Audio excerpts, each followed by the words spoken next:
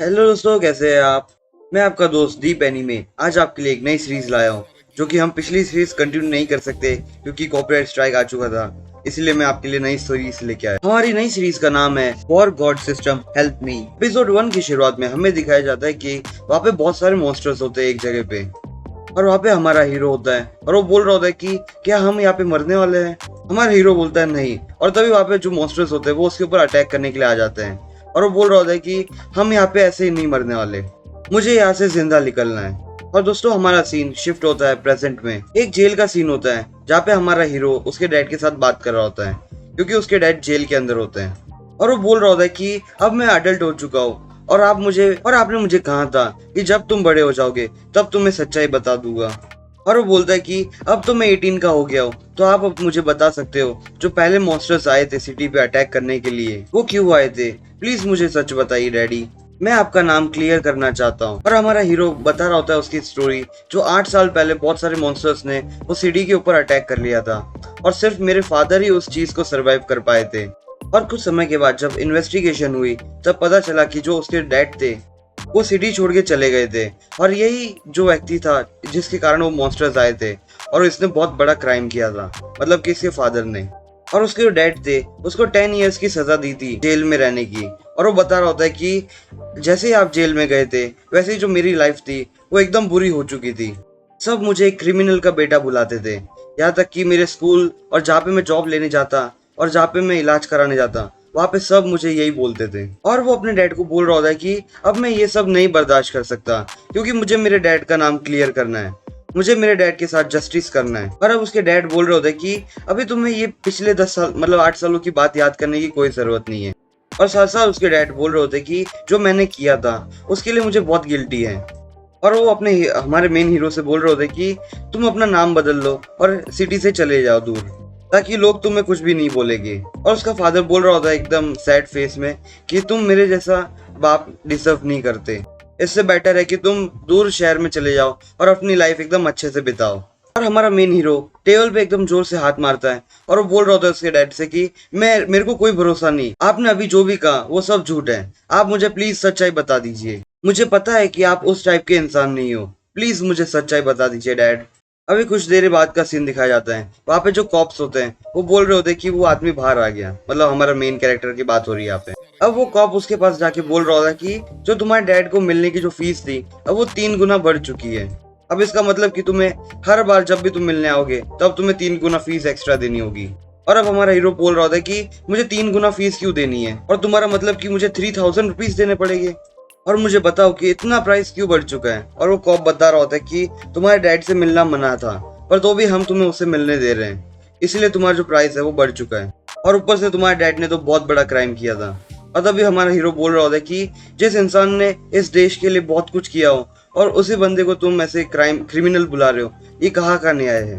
और अब यहाँ पे हमारे हीरो को बहुत गुस्सा आ रहा होता है, पर वो उस बात को कंट्रोल करता है और वो बोलता है अपने मन में कि मुझे सच जानना ही होगा कि मेरे डैड ने ऐसा क्यों किया था। और अगले सीन में हमारा जो हीरो होता है वो स्ट्रीट्स में चल रहा होता है, और हमारा हीरो बोल रहा होता है कि मेरे डैड को मिलने की फीस अब 3 गुना बढ़ चुकी है, तो अब मुझे हमारा जो खर्चा है एकदम लिमिट में करना पड़ेगा। और बोल रहा होता है कि एक वॉरियर बनने के बाद मैंने मेरी जिंदगी कुछ पैसों के लिए एकदम रिस्क में डाल दी इन कुछ सालों के लिए। और वो उसकी वॉच में अपना स्टेटस चेक कर रहा होता है, और वो बोल रहा होता है कि मेरी जो स्ट्रेंथ है इन सालों में कभी बढ़ी ही नहीं है। और वो अपने मन में बोल रहा होता है कि मुझे अगर मेरे डैड का नाम क्लियर करना है तो मुझे इन्वेस्टिगेशन चालू रखनी चाहिए। और वो बोल रहा होता है कि मेरे जो डैड थे उन्होंने मुझे कुछ ज्यादा बताया तो नहीं है, पर तो ही मुझे मेरी इन्वेस्टिगेशन चालू रखनी चाहिए। और वो बोल रहा होता है साथ में कि मैंने जो पैसे गिल्ड से कमाता हूँ वो अब तो जितने मैं कमा के लाऊंगा उतने में सिर्फ अपने डैड को मिलने में ही खर्च कर दूंगा, अब मुझे बहुत मुश्किल होने वाली है। और वो बोल रहा होता है कि अब मैं क्या करूं। और वो अपने गले में लॉकेट पकड़ते हुए बोल रहा होता है कि मेरे पास बस यही एक वैल्यूएबल चीज है, अगर मेरी मॉम ने मेरे बर्थडे पे मुझे गिफ्ट दी थी, और उन्होंने कहा था कि ये जो पेंडेंट मतलब वो जो लॉकेट था उसकी कीमत बहुत ज्यादा है। और हमारा हीरो मन में सोच रहा होता है कि क्या मुझे इस चीज को बेच देना चाहिए। और वो अपने आप को चाटा मारते हुए बोल रहा होता है कि ये क्या सोच रहा हूँ मैं, मुझे सोचना बंद कर देना चाहिए अभी फिलहाल। और वो अपने आप से बोल रहा होता है कि मुझे थोड़े हायर मिशंस ढूंढने पड़ेंगे ताकि मैं थोड़ा अच्छा खासा पैसा कमा सकूं। और वो अपने गिल्ड के ऑफिस में जाते हैं और वहाँ पे जितने भी लोग होते हैं उसे बोलते हैं कि ये कचरा यहाँ पे कैसे आ गया। और वहाँ पे लोग बातें बनाना चालू कर देते हैं और बोल रहे होते हैं कि ये 3 साल से वैसे के वैसे ही कमजोर एक वॉरियर है। और वो उन सबको इग्नोर करते हुए अंकल के रूम में जाता है और वो उसके अंकल को अंकल फैटी करके बुलाता है और वो बोल रहा होता है कि आप मेरे लिए कोई सूटेबल ई रैंक का मिशन ढूंढो मेरे लिए। और वो अंकल एकदम गुस्से में उसको एक पंच मारते हुए बोल रहा होता है कि मैंने तुमसे कितनी बार बोला है कि तुम मुझे अंकल बोलो, अंकल गाओ बोलो, पर तुम मेरी बात मानते ही नहीं हो, मैं तुम्हें गिल्ड से निकाल दूंगा। और उसके अंकल बोल रहे होते कि तुम्हें ई रैंक का मिशन चाहिए और वो बोल रहा होता है कि साथ में कि अगर तुम ई रैंक में जाओगे तो तुम्हारा जो करंट स्टेटस है वो इतना भी नहीं है कि तुम ई रैंक के मॉन्स्टर्स के साथ एक बैटल कर सको।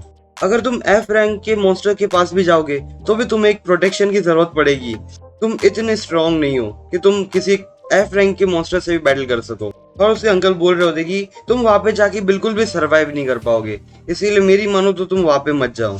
और हमारा हीरो बोल रहा होता है कि अंकल मेरे पास कोई भी चॉइस नहीं है, प्लीज मुझे ई रैंक की कोई भी मिशन मुझे प्रोवाइड करा दीजिए। और वो अंकल बोल रहा होता है कि मेरे पास एक ऑफर तो है, उन लोगों को एक स्काउट की जरूरत है, पर अगर तुम वहाँ पे जाओगे तो तुम्हें तुम्हारी लाइफ को एकदम रिस्क में रखना पड़ेगा, पर एक एडवांटेज ये है कि तुम्हें इसके बाद थोड़े अच्छे खासे पैसे मिलेंगे।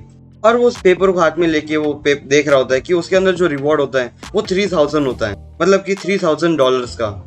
और वो उस अंकल के पैर पकड़ते हुए बोल रहा होता है कि अंकल आप तो बहुत अच्छे हो। और वो अंकल वो उससे बोल रहा होता है कि तुम अपनी आईज एकदम खुली रखना, क्योंकि वो जो टीम है वो एकदम अलग सी टीम है। और हमारा हीरो बोलता है ओके, और वो अपने वेपन्स को तैयार कर रहा होता है और वो बोल रहा होता है कि शायद मैं जिनके साथ जाने वाला हूँ वो मेरे से ज्यादा स्ट्रांग हो। और वो बोल रहा होता है कि मुझे एकदम अच्छे से अपनी जॉब करनी होगी जिससे मुझे वो लोग एकदम अच्छे से पेमेंट करें। और वो सामने वो टीम को देख के बोलता है कि मुझे शायद इन लोगों के साथ जाना है। और वहाँ पे लड़की होती है, हमारे हीरो को देख के बोलती है कि तुम ही हो ना वो स्काउट जो अंकल गाओ ने हमें रेकमेंड किया था।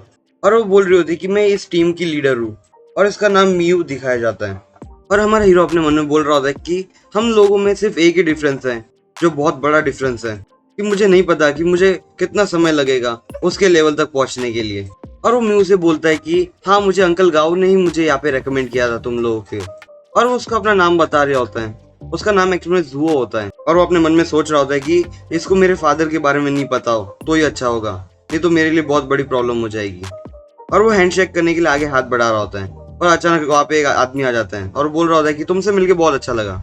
और वो आदमी हमारे जो मेन हीरो का हाथ एकदम टाइटली स्क्वीज कर रहा होता है, मतलब में हमारा हीरो बोलता है अपने मन में कि ये बहुत दर्द दे रहा है। और तभी वो लीडर बोल रहे होते कि उससे यहाँ पे रुक जाओ, तुम्हारा बहुत हो गया। वहाँ पे एक बूढ़ा आदमी बोल रहा होता है कि किसी भी वॉरियर को एक ड्यूटी पे बुली करना क्या अच्छी बात है, तुम्हें एम्बैरेसिंग नहीं लगता ये। और वो हंसते हुए बोल रहा होता है कि मैं तो सिर्फ मजाक कर रहा था।